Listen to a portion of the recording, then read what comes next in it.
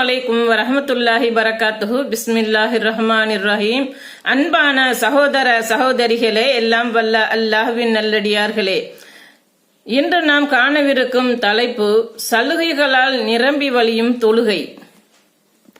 காலாகாலம் கலா செய்யும் கொடுமை.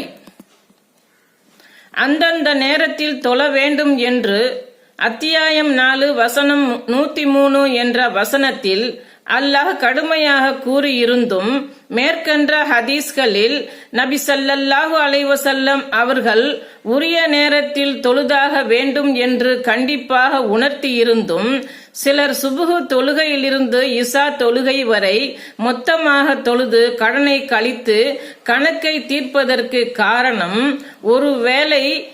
ஒருவேளை தொழுகையை விட்டுவிட்டால் மறு வேளையில் தொழுது கொள்ளலாம் என்பது போன்ற சட்டங்களை சொல்வதால்தான்.